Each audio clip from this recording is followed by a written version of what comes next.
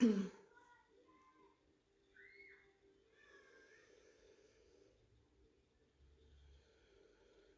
everybody. Welcome to Storytime from the Milledgeville Public Library of Illinois. The story we have for you today comes to us from Vietnam, and it is a story about some animals and why they look the way they do. This is the story of how the tiger got his stripes. Once, long ago, when animals could still talk, just as people do now, a farmer woke up and he saw that it was getting to be morning. The sun wasn't quite up yet, and the fields were covered in mist, but he knew that it was time to be about his business. And so he got up and he went out to the stable and he got his water buffalo and he led the water buffalo out to the pasture. Now the water buffalo plodded along behind this farmer, and if he started to wander off towards a juicy looking piece of grass that wasn't in the meadow and would distract him from getting to the meadow, the farmer would stop him by simply saying, "No." And if the water buffalo didn't listen, the farmer had a piece of bamboo that he would smack the water buffalo with. He would just hit him with it a little bit, and the water buffalo would, no. The farmer said no, he meant no. And so they went along together until they got to the pasture. Well, when they got to the pasture, the farmer let the water buffalo wander into the pasture and put his head down to eat the sweet grass. And the farmer went over and sat down beneath a mango tree to watch the sunrise. Now, about the same time, in the edge of the jungle, a tiger woke up. And he woke up and he stretched his big golden body. For you see, in those days, the tigers were all one color. They did not have stripes. And the tiger stretched and his stomach rumbled. It had been 2 whole days since the tiger had eaten, and he was very hungry. And so he padded along towards the edge of the jungle, and when he got to the edge of the jungle, he spotted the water buffalo out in the pasture. And his mouth started to water as he thought just how tasty that water buffalo would be, and how he wouldn't have to eat for another 2 days if he ate the whole thing. And he probably could right now. He was so hungry. Well, as he started out into the meadow towards the water buffalo, that was when he spotted the farmer sitting under the mango tree. Well, that reminded the tiger that he had seen this water buffalo and this farmer before, and he had a question. He was curious about something, and for a little while, his curiosity stopped him from feeling quite so hungry. And so he walked up to that water buffalo and he said, "Brother Buffalo, I have a question for you." And he said, "I want to know, you are so big and so strong, and your horns are so sharp, and your hooves are so hard. And that man over there, that farmer, he always brings you out here, and he's so small. And your horns could cut him, and your hooves could hurt him badly, and yet he doesn't have any kind of weapon. All he has is a little bamboo stick, and sometimes he hits you with it. And I've seen him in the rainy season. He will hook you up to a plow and make you plow the rice fields. And after the rice is harvested, he'll put heavy loads on your back and drive you to the market. And I've heard you groan and complain about how heavy your work is, but you never leave him. And you never punish him for keeping you working for him all the time.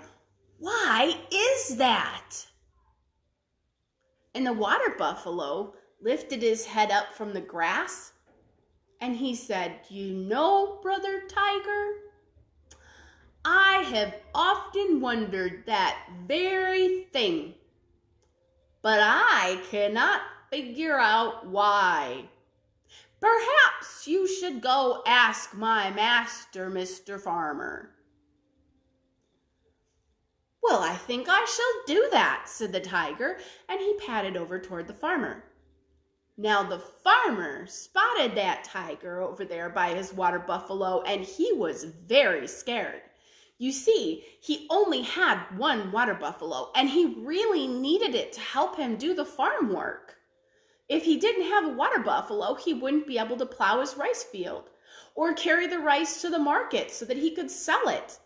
He really needed that water buffalo, and if the tiger killed it, he wouldn't have another one and he wouldn't be able to buy another one.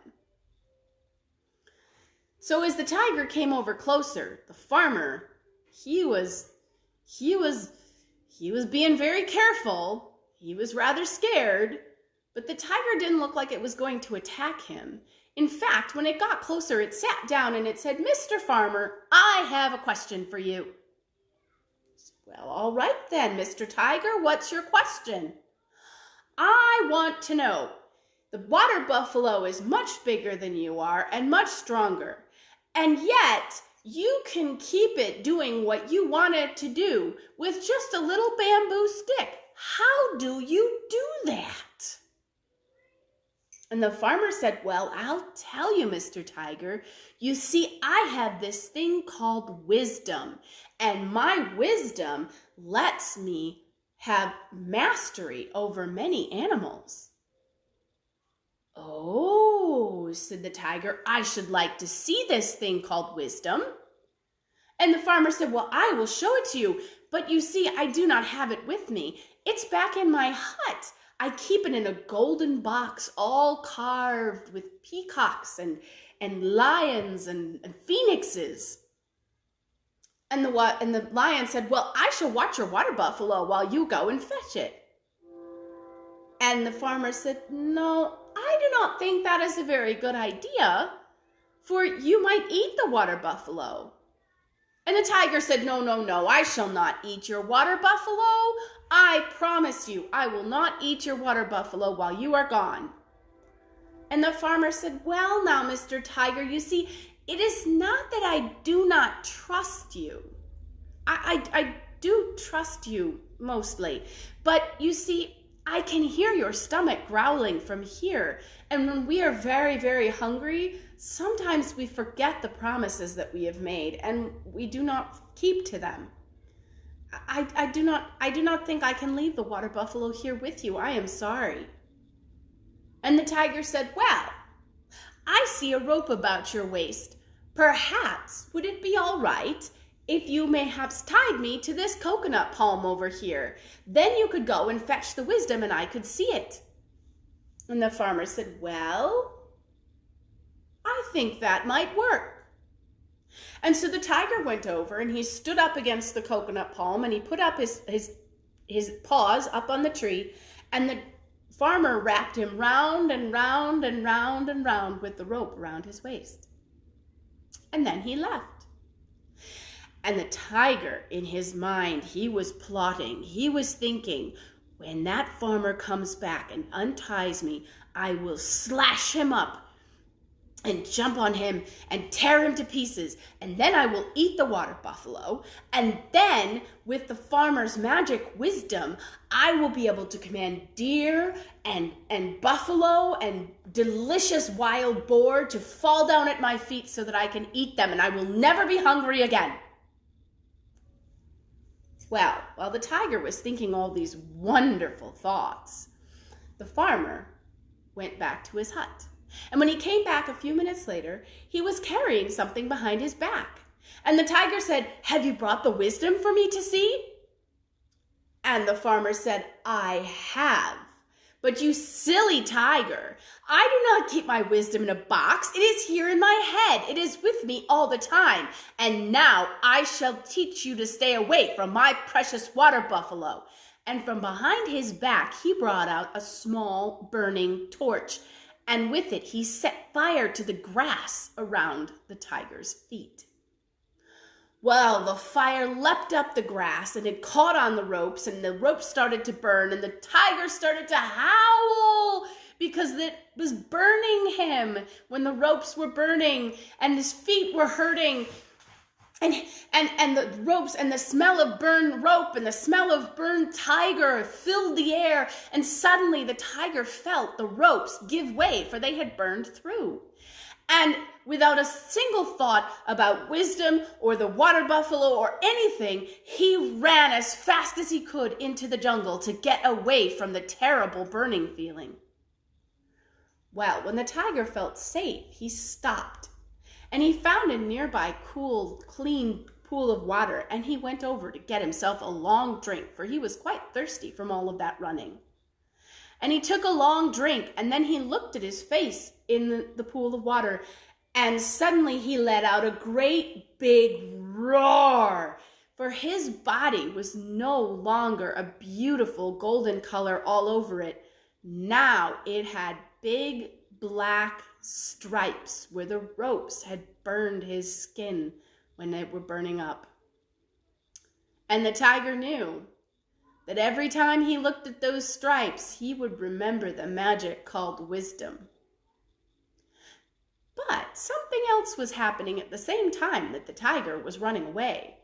You see, Brother Buffalo was so relieved to not be the tiger's breakfast that he started laughing.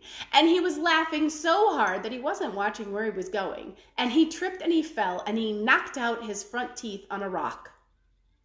And ever since that day, water buffalo have no front teeth, and tigers have stripes. And that is the tale of how the tiger got its stripes from Vietnam. I hope you enjoyed it, and I hope we'll see you again on Wednesday at 3 p.m. Central Daylight Time here in the Milledgeville Public Library of Illinois Facebook page. We'll have another story for you. See you later. Bye.